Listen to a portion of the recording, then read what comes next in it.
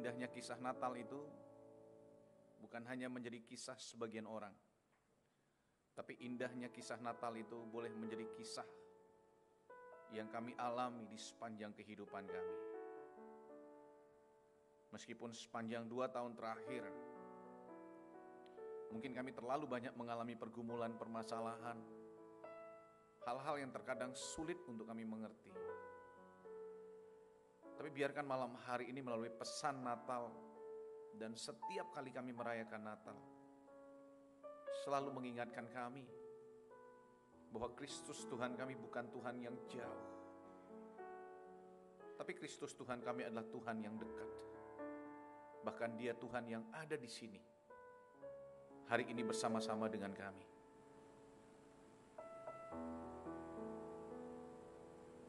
Permasalahan boleh datang, pergumulan boleh terjadi, tapi itu tidak akan pernah memupuskan pengharapan kami, sukacita kami, kebahagiaan kami. Karena Yesus Tuhan kami sekali lagi bukan Tuhan yang jauh, tapi Dia Tuhan yang dekat, bahkan Tuhan yang tinggal dalam hidup kami. Kami bersyukur malam hari ini biarkan firman-Mu menguatkan kami semua, meneguhkan hati kami, supaya kami terlalu ingat akan pengorbanan Kristus yang terbesar ketika Engkau memutuskan lahir ke dalam dunia, menjadi manusia seperti kami. Dalam nama Tuhan Yesus kami berdoa. Amin. Bapak Ibu silakan duduk.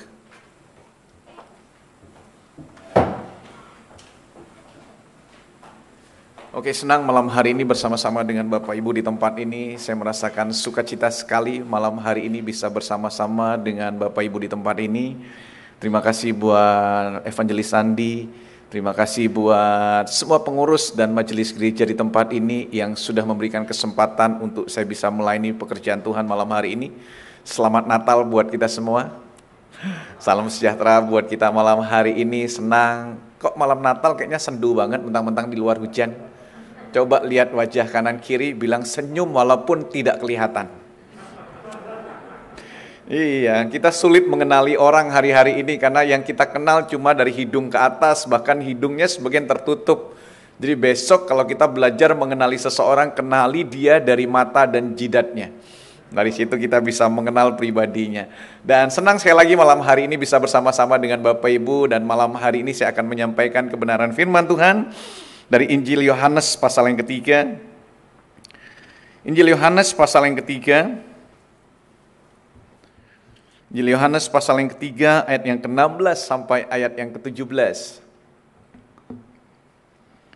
Sekali lagi Yohanes pasal yang ketiga ayat yang ke-16 dan ayat yang ke-17. Bapak Ibu yang melihat tayangan dari live streaming malam hari ini maupun dari YouTube, Bapak Ibu bisa sama-sama membaca ayat ini bersama-sama dengan saya.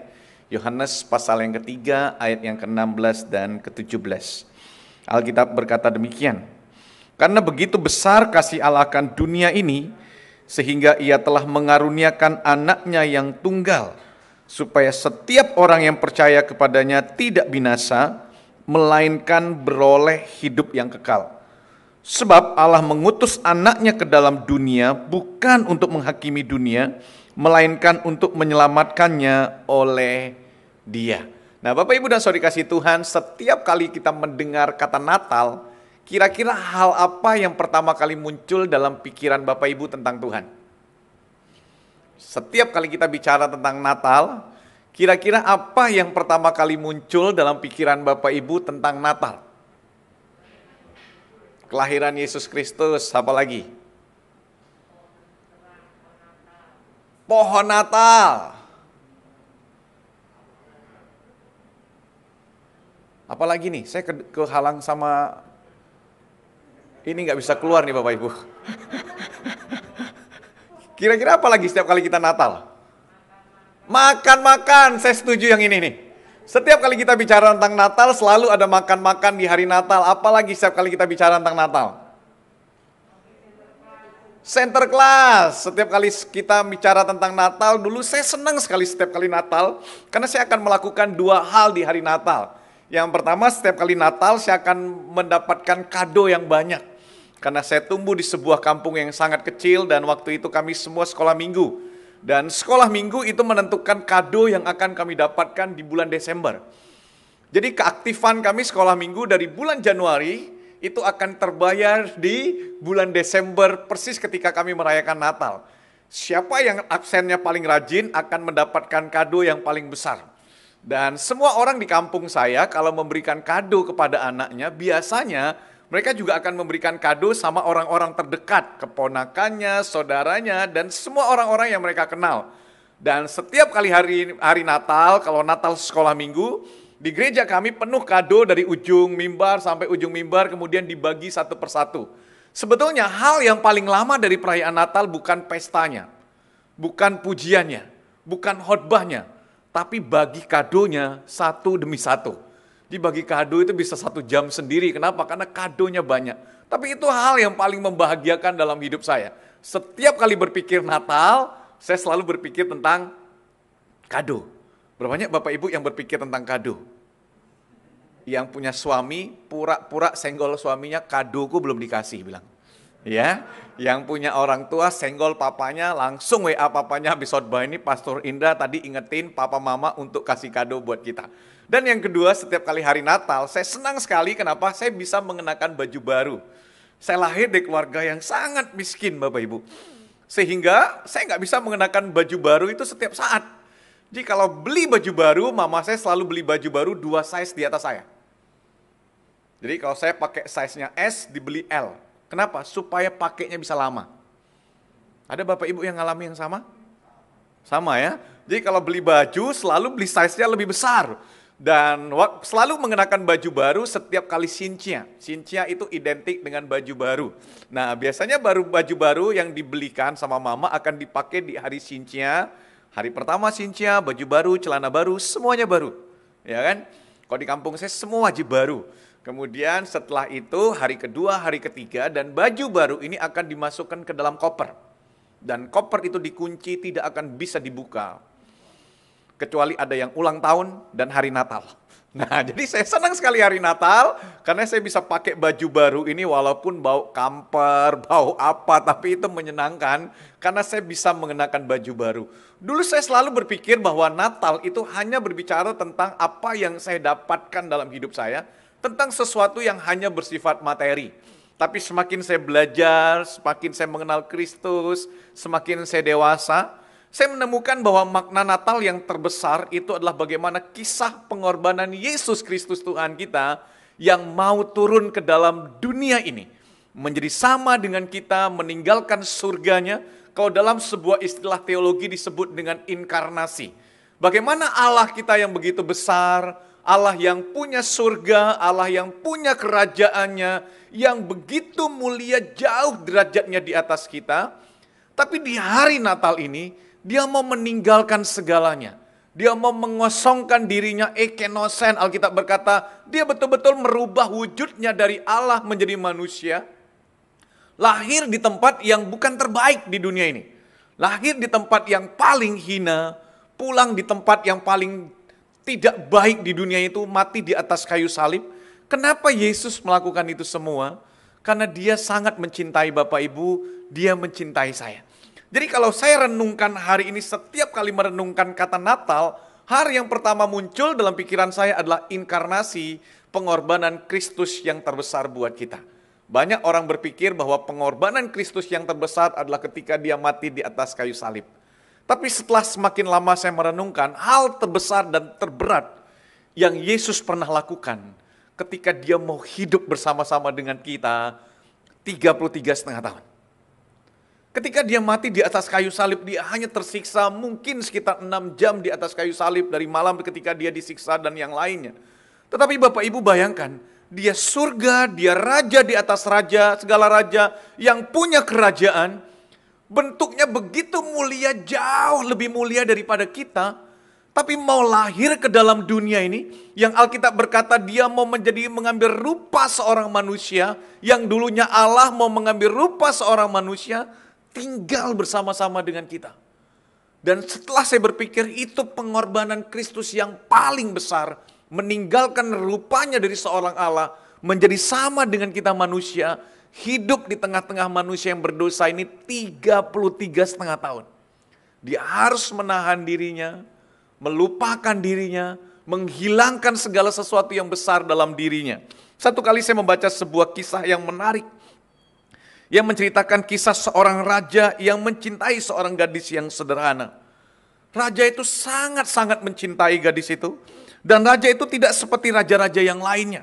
Kenapa? Karena semua negarawan, semua raja-raja yang lain sangat takut kepadanya dan sangat menghormati dia. Dia memiliki kekuatan untuk menghancurkan semua musuhnya. Tapi walaupun demikian, raja ini sangat mencintai seorang gadis yang sangat-sangat sederhana. Karena saking cintanya kepada gadis itu, raja itu berpikir begitu rupa bagaimana caranya untuk mengambil hati dan menyatakan cintanya kepada gadis ini. Anehnya, kedudukannya sebagai seorang raja justru mengikat tangannya untuk menyatakan cintanya. Setelah dia berpikir bisa saja sebetulnya dia datang ke tempat gadis itu, memakai kerajaannya, memakai kekuasaannya, kemudian memberikan mahkota kepada gadis itu, memberikan baju kenegaraan kepada gadis itu, dan membawa gadis itu untuk tinggal di istana bersama-sama dengan dia. Tapi dia berpikir ketika dia melakukan semuanya itu buat gadis ini, apakah gadis ini akan mencintai dia? Selama dia tinggal di istana, apakah dia betul-betul tinggal di istana karena dia mencintai raja itu? Atau dia ke istana karena takut kepada raja itu? Seandainya raja itu berkata, apakah kamu mencintai saya? Pasti gadis itu akan berkata, saya mencintaimu. Tapi apakah dia betul-betul mencintai raja dengan tulus dalam hidupnya? Atau dia terpaksa tinggal di istana karena takut? Kemudian raja itu berpikir, seandainya saya datang sambil membawa kereta kuda, kemudian saya menyatakan cintanya, sekali lagi gadis itu pasti akan sangat kaget. Setelah raja itu berpikir bagaimana caranya untuk dia menyatakan cintanya, akhirnya raja itu memutuskan untuk melepaskan baju kerajaannya. Kemudian dia menjadi seorang pengemis. Menjadi sama dengan gadis itu, tinggal persis di depan gadis itu selama beberapa bulan untuk menyatakan cintanya. Karena raja tersebut menyatakan sebuah kalimat yang sangat menggugah hati saya. Karena dia berkata, karena hanya melalui cintalah segala yang tidak setara dijadikan setara. Sekali lagi dia berkata, hanya karena cintalah dia bisa membuat segala sesuatu yang tidak setara, tidak sederajat, bisa dijadikan sederajat. Dan akhirnya raja ini memutuskan menjadi manusia biasa, meninggalkan kerajaannya, menyatakan cintanya kepada gadis itu. Dan kemudian mereka hidup dengan damai sejahtera, dan kemudian baru gadis itu dibawa ke istana setelah gadis itu betul-betul mencintai raja. Bagi kita semua mungkin ini adalah kisah yang indah. Bagi kita semua mungkin ini kisah yang menarik. Persis seperti Romeo and Juliet, persis seperti zaman usia kita FC Meteor Garden. Masih ingat? Bilang sama kanan kirimu, ketahuan usiamu, bilang sama mereka. Masih ingat kisah Meteor Garden bagaimana Sancai dijatuhi cinta sama Tom Mingse? Tom Mingse mirip sama saya sebetulnya. Bagaimana dia mencintai seorang gadis yang sederhana, sementara Tom Mingse adalah orang yang sangat kaya raya. Bagi kita, itu adalah kisah cinta yang paling romantis di dunia ini. Tapi Bapak Ibu perlu tahu, Yesus itu bukan hanya seorang raja. Keberadaan dirinya sebagai seorang Allah itu jauh lebih tinggi dari kita. Saya membaca dan saya pernah mendengar seorang hamba Tuhan menyampaikan demikian. Waktu kita raja itu menjadi manusia biasa, dia melepaskan statusnya sebagai seorang raja menjadi seorang pengemis. Itu kita sebut luar biasa.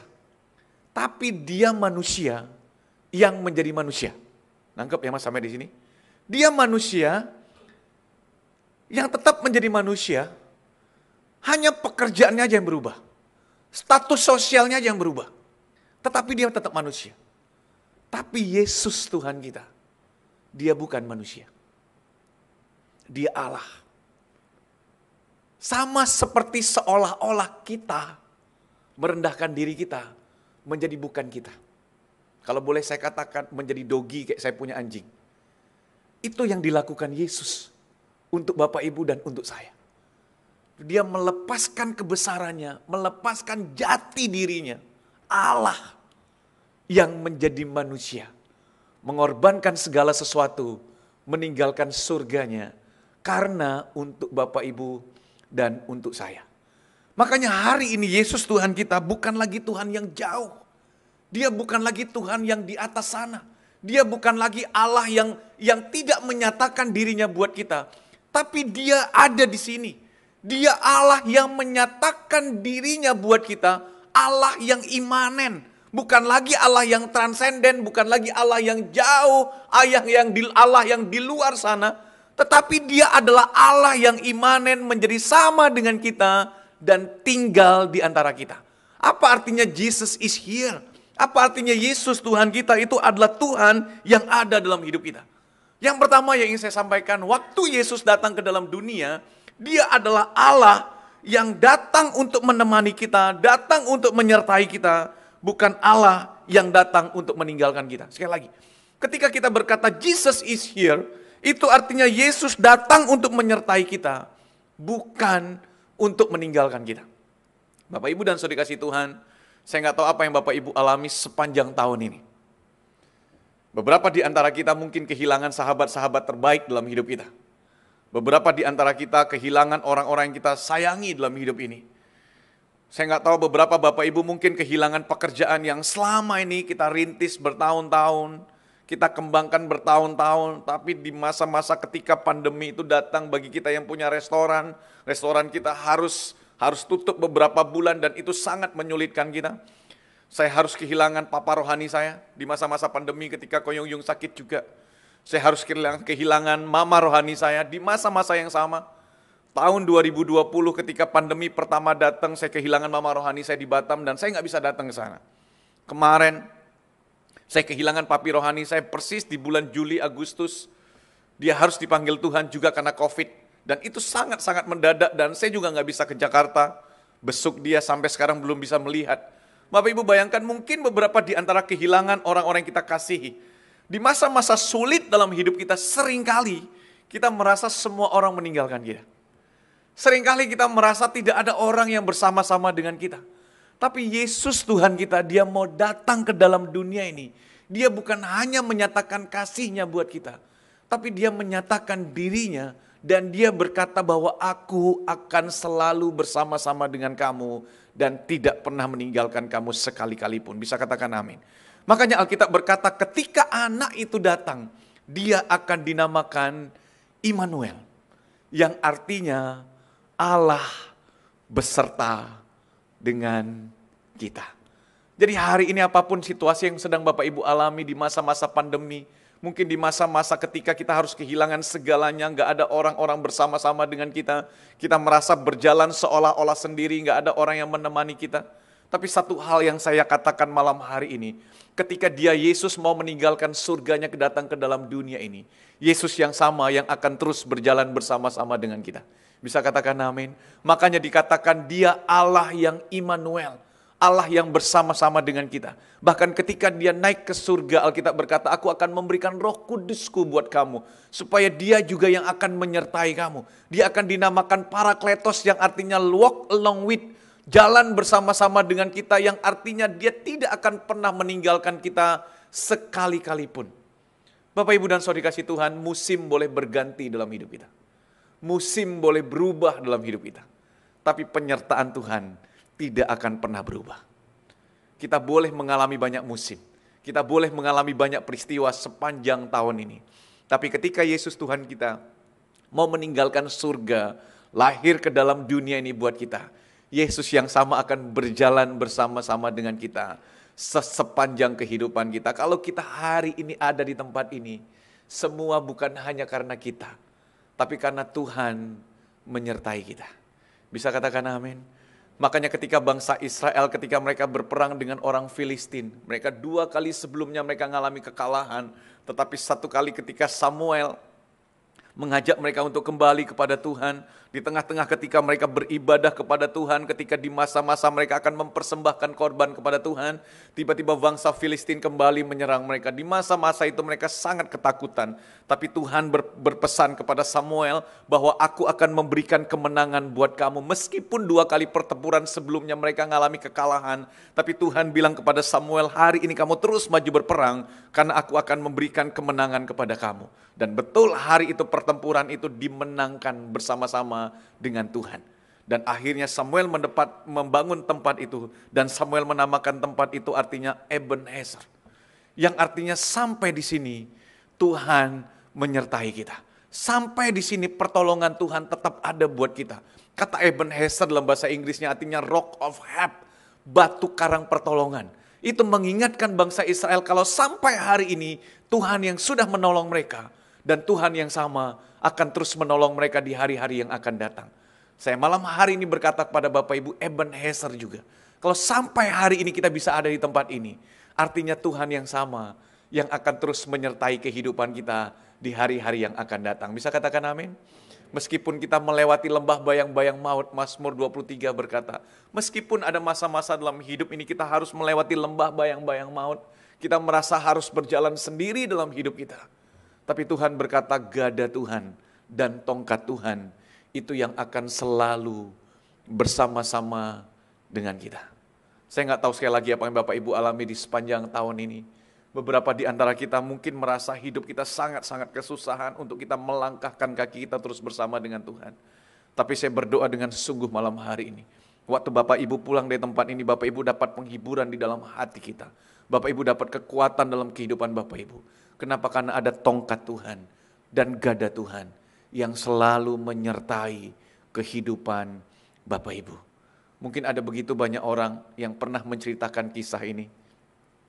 Kisah jejak-jejak di tepi pantai. Saya nggak tahu, tapi mungkin hari ini saya ingin ceritakan kembali pada Bapak Ibu. Satu kali ada seorang anak sedang bermimpi. Dia bermimpi waktu itu dia bertemu dengan Tuhan dan Tuhan membawa dia berjalan di sepanjang pantai. Dan waktu dia melihat telapak kakinya, Tuhan berkata kepada dia, itu 4 telapak kaki adalah telapak kakiku dan telapak kakimu. Sepasang telapak kaki kita, antara aku dan kamu ada 4 jejak telapak kaki. Dan Tuhan berkata, itu jejak telapak kaki kita.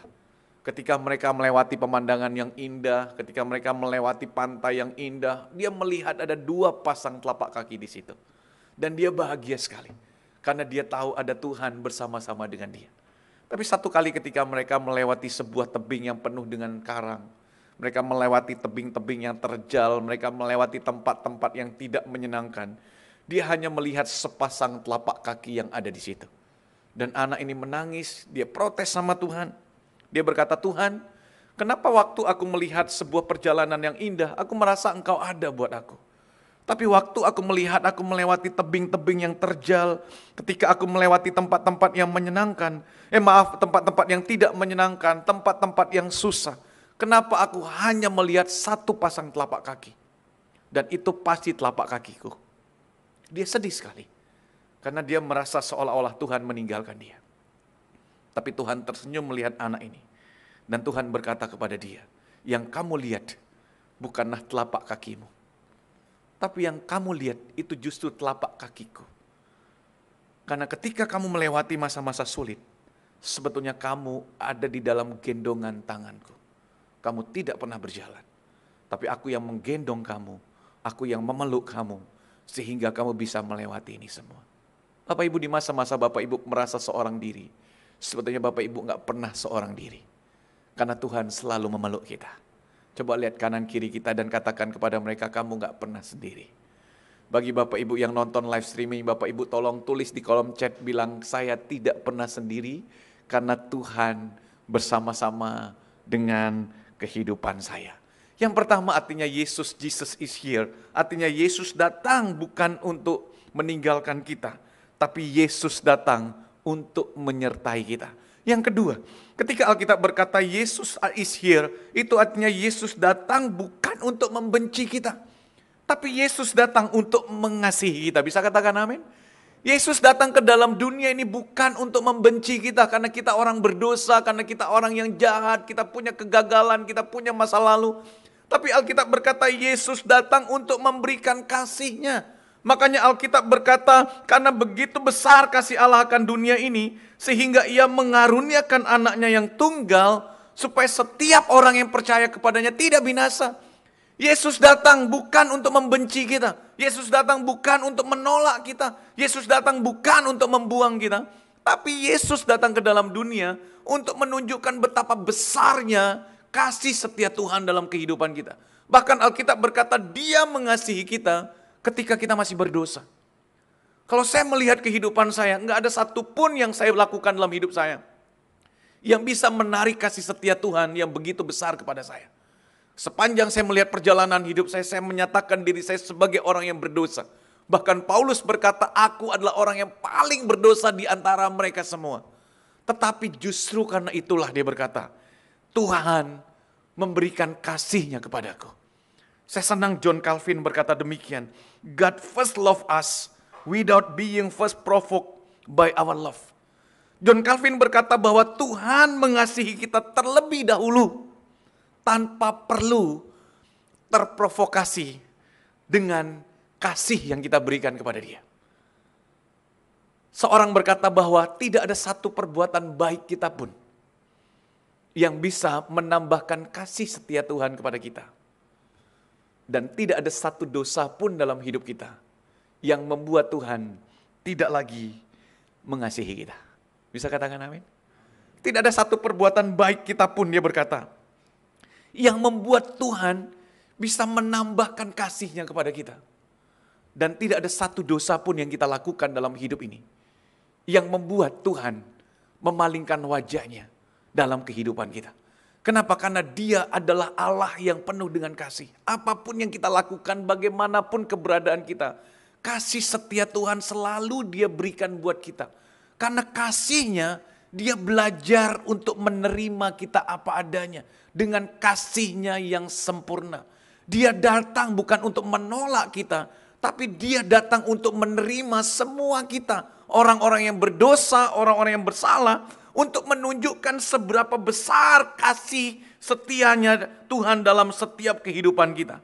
Saya setuju dengan apa yang dikatakan oleh Timothy Keller. Timothy Keller berkata, religion make us proud of what we have done, but gospel make us proud of what Jesus done. Dia berkata bahwa agama itu hanya membuat kita bangga dengan apa yang kita kerjakan. Tetapi kasih karunia Injil itu membuat kita bangga dengan apa yang Yesus kerjakan dalam setiap kehidupan kita. Bapak, Ibu, dan Saudara dikasihi Tuhan, percayalah hari ini kita ada, bukan karena kita. Hari ini kita ada, semua karena Tuhan mengasihi kita. Apapun yang kita kerjakan, apapun masa lalu kita, apapun kehidupan kita, jangan pernah takut dan jangan pernah ragu untuk datang kepada Tuhan. Karena Dia Tuhan yang penuh dengan kasih. Seorang berkata, dengan ketakutan terkadang kita datang kepada Tuhan untuk menulis semua dosa-dosa kita. Kita dengan ketakutan kita datang menulis semua kesalahan-kesalahan kita. Tetapi dengan penuh kasih, Kristus menghapus semua kesalahan-kesalahan yang pernah kita buat. Dan Dia tetap menerima kita dengan seluruh keberadaan kita. Itulah makna Natal yang sesungguhnya. Kristus datang untuk memberikan kasih-Nya kepada kita. Kalau Kristus mau memberikan kasih-Nya buat kita, kenapa kita tidak mau memberikan kasih kita kepada orang lain yang ada bersama-sama dengan kita hari ini? Bapak, Ibu, dan Saudari kasih Tuhan, seringkali kita gagal menerima orang lain sebagaimana Tuhan menerima kehidupan kita. Halo? Kalau hari Natal ini Kristus menerima kita dengan begitu luar biasa, kenapa kita nggak mau belajar menerima orang lain sebagaimana Kristus menerima mereka? Hari-hari ini saya sedang membangun sebuah komsel, dan beberapa komsel yang sebetulnya saya bangun di masa-masa pandemi ini. Dan salah satu komsel ini komsel yang begitu luar biasa yang hari-hari ini sedang kami bangun. Komsel ini bertumbuh dengan begitu luar biasa. Dan hampir semua mereka yang datang di komsel ini adalah mereka yang dulunya merasa mereka nggak mungkin bisa datang ke gereja karena latar belakang mereka. Karena masa lalu mereka, karena pekerjaan mereka.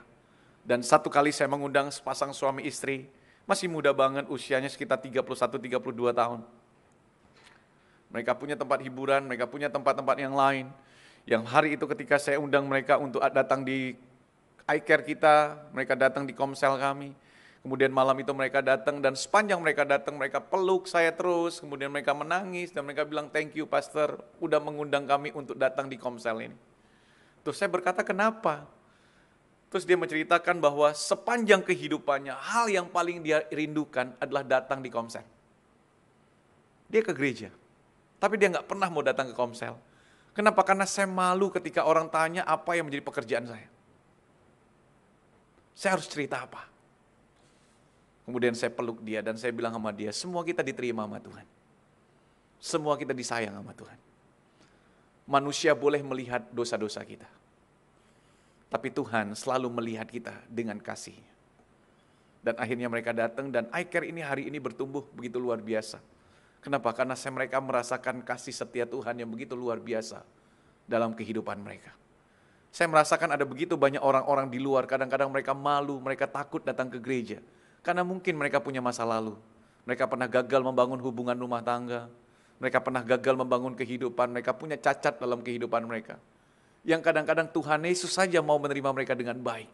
Tapi terkadang gereja tidak mau menerima mereka dengan baik. Natal itu berbicara tentang kasih. Bagaimana Tuhan yang begitu besar mau menerima kita. Kenapa kita tidak mau belajar menerima orang lain sebagaimana Tuhan menerima mereka. Dan yang keempat yang ingin saya sampaikan malam hari ini, setiap kali kita berbicara tentang Jesus here, artinya Yesus datang bukan untuk menghakimi, tapi Yesus datang untuk mengampuni. Bisa katakan amin? Alkitab berkata Yesus datang bukan untuk menghakimi dunia, tetapi dia datang justru untuk mengampuni dan menyelamatkan dunia ini. Yesus datang ke dalam dunia ini bukan untuk menghakimi, tapi Yesus datang untuk memberikan pengampunannya yang begitu besar kepada Bapak, Ibu, dan kepada saya. Itu yang dia anugerahkan kepada kita. Setiap kali merenungkan kata-kata ini, saya selalu ingat ketika satu kali ketika Yesus sedang menyampaikan firman Tuhan, ketika dia sedang berjalan, kemudian tiba-tiba ada orang-orang Farisi, ahli Taurat membawa seorang perempuan yang sedang kedapatan berbuat zina. Mereka membawa wanita ini, kemudian mereka taruh wanita ini di depan kaki Yesus. Kemudian mereka berkata kepada Tuhan Yesus, Tuhan, wanita ini kedapatan basah, sedang berbuat zina. Alkitab berkata dia sedang tertangkap basah. Apa artinya tertangkap basah? Belum kering artinya, basah makanya ya Bapak Ibu. Alkitab berkata dia ketangkep basah, sedang berbuat zina. Itu artinya mungkin mereka melihat, mereka menantikan, dan ketika dia sedang melakukannya, mereka menangkap wanita ini, kemudian mereka melempar wanita ini depan kaki Yesus. Dan mereka berkata kepada Tuhan Yesus, Tuhan menurut hukum Musa, wanita ini harus dirajam dengan batu. Kemudian Alkitab berkata Yesus menulis di tanah. Bapak Ibu jangan tanya sama saya apa yang Yesus tulis di tanah, karena Alkitab tidak pernah menjelaskannya. Nanti kita tanya sama Tuhan Yesus ketika kita ketemu dengan Tuhan Yesus. Tuhan dulu waktu kamu tulis di tanah, apa yang kamu tulis? Kita semua akan tanya. Dan kemudian Tuhan diam sejenak, dia terus menulis di tanah. Saya merasa bahwa mereka sedang memojokkan Tuhan Yesus. Kalau Tuhan Yesus berkata, rajam wanita ini dengan batu, mereka akan bilang, kamu mengajarkan tentang kasih. Tapi kamu tidak melakukannya.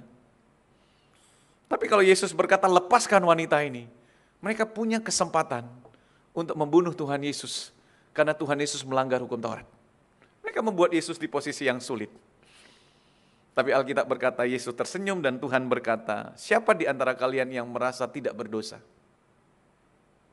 Lempar wanita ini terlebih dahulu. Alkitab menulis dengan begitu detail. Maka pergilah mereka satu demi satu, mulai dari yang paling tua. Coba lihat kanan kiri Bapak Ibu, siapa lebih tua? Alkitab berkata, maka pergilah mereka satu demi satu, mulai dari yang paling tua. Karena dia merasa semakin banyak usianya, akan semakin banyak kesalahan yang dia lakukan selama dia hidup di dunia ini. Dan ketika tidak ada orang menghakimi wanita ini, Yesus berkata kepada wanita ini, aku pun tidak akan pernah menghukum kamu. Pergilah dan jangan berbuat dosa lagi. Bapak Ibu, Terkadang terlalu gampang untuk kita menerima orang lain untuk masuk ke dalam komunitas kita. Orang lain yang berdosa, kita terima untuk masuk dalam komunitas kita. Tapi terkadang terlalu sulit untuk kita menerima orang yang ada di dalam komunitas kita. Kemudian mereka jatuh. Dan kita sulit untuk menerima mereka. Halo? Kalau Natal berbicara tentang Yesus datang bukan untuk menghakimi, kenapa kita harus menghakimi orang lain dalam hidup kita? Kalau ada orang yang mau menghakimi orang lain, tanya sama dia, siapa yang tidak berdosa? Lempar wanita ini dengan batu. Kalau Yesus saja datang bukan untuk menghakimi, kenapa kita harus belajar untuk menghakimi orang lain dalam kehidupan kita? Jadi mau nggak kita membawa pesan Natal hari ini? Ketika Yesus tidak menghakimi orang lain, kita pun belajar untuk tidak menghakimi orang lain. Dan hari ini siapapun Bapak Ibu, apapun keberadaan Bapak Ibu, Yesus tidak akan pernah menghakimi kita dengan dosa-dosa kita, dengan kesalahan kita. Kenapa? Karena dia datang bukan untuk menghakimi kita, tetapi dia datang untuk mengampuni kita. Oleh sebab itulah, ketika Yesus datang ke dalam dunia ini, Yesus membuat surga yang dulunya menjadi sebuah impian buat kita. Sekarang surga itu menjadi sebuah kepastian dalam kehidupan kita. Karena Yesus Tuhan kita mau datang ke dalam dunia ini. Saya membuat sebuah kata-kata kelahirannya menjadikan hidup kekal bukan lagi sebuah pertaruhan. Hidup kekal bukan lagi sebuah impian. Tapi hidup kekal menjadi sebuah kepastian buat Bapak, Ibu, dan saya. Dan Yesus meninggalkan rumahnya untuk datang ke dalam dunia ini. Yesus meninggalkan rumahnya untuk ada di sini. Supaya kita memiliki rumah dalam kerajaan surga. Sekali lagi, Yesus meninggalkan rumahnya di surga untuk datang ke sini hari ini. Supaya kita memiliki rumah di dalam kerajaan surga nantinya suatu hari kelak. Dunia boleh mengajarkan bagaimana jalan menuju surga. Tetapi Yesus datang untuk menjadi jalan buat kita semua. Semua orang lain mengajarkan bagaimana jalan menuju surga. Tetapi Kristus datang menjadi jalan untuk membawa kita memiliki surga dalam kehidupan kita. Makanya kita harus bangga, kita harus bersyukur. Karena Tuhan Yesus kita bukan lagi Tuhan yang jauh. Tetapi Dia Tuhan yang dekat. Dia ada di tempat ini untuk menyertai kita, untuk mengasihi kita, untuk menerima kita, untuk mengampuni kita. Dan memberikan kehidupan yang kekal buat Bapak Ibu dan buat kehidupan saya. Itulah makna Natal yang sesungguhnya malam hari ini. Jesus is here. Mari kita bangkit berdiri bersama-sama.